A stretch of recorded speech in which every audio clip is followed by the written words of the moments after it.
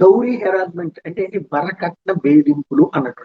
వరకట్నం కోసం వేధిస్తుంటే పెట్టాల్సిన కేసులు మొగుళ్ళని గుప్పెట్లో పెట్టుకోవడానికి, లేదంటే గనక వాళ్ళ ఆస్తులు లాక్కోవడానికి వాడుతున్నటువంటి వేళ మోస్ట్ మిస్యూజ్డ్ యాక్ట్ కింద అడిగాస్తా వస్తే ఇప్పుడు ఆ చట్టానికే కోరలు లేవు అని, ఒకప్పుడు అది దుర్వినియోగం అవుతుందని వ్యాఖ్యానించి సుప్రీంకోర్టు ఇప్పుడు మరొక కోణానికి విజిట్ చేసింది. వరకట్న భూతాన్ని సమూలంగా రూపుమాపడం తక్షణ అవసరం అని అభిప్రాయపడింది.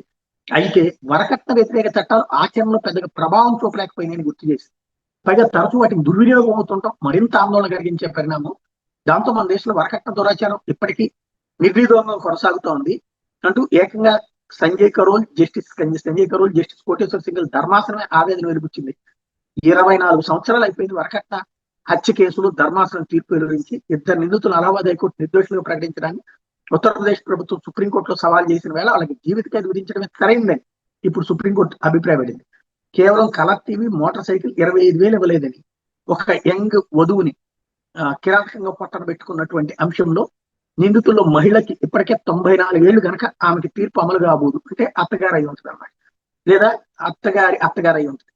రెండో వ్యక్తి మాత్రం 4 వారాల్లో లొంగిపోవాలని ఆదేశించింది. వరకట్న దురాచారం విషయమైన కేంద్ర రాష్ట్రాలకు దిగు కోర్టులకి సందర్భంగా పలు నిర్దేశాలు చేసింది. పెండింగ్ లో ఉన్న వరకట్న హత్యలు సెక్షన్ 304B, భర్త అత్యంత వాళ్ళ హింస 398A కేసుల మీద హైకోర్టు మరింతగా దృష్టి పెట్టమని ఆదేశించింది. వరకట్న సాంఘిక దురాచారం అని మన భావితరాలకు తెలియాలి. ఆ మేరకు బాలల అవగాహన కలిగేలా విద్యా ప్రణాళికలు కేంద్ర రాష్ట్రాలు అవసరమైన మార్పులు చేయాలి. చట్టం పేర్కొన్న మేరకు వరకట్న నిషేధ అధికారులు రాష్ట్రాలను తక్షణ నియమించాలి. వాళ్ళకి అవసరమైన అన్ని అధికారులు సాధన సంపత్తి కట్టబెట్టాలి. వాళ్ళకి సంప్రదించాల్సిన ఫోన్ నెంబరు, మెయిల్ ఐడి అందరికీ తెలిసిన విస్తృతంగా ప్రచారం చేయాలి. వరకట్న కేసులు విచారించే పోలీస్ న్యాయాధికారులకి ఇందుకు సంబంధించిన అంశాల మీద తరచూ శిక్షణ ఇవ్వాలని. కానీ ఏ ప్రభుత్వం అమలు చేసి చావదు ఇట్లాంటి విషయాలు.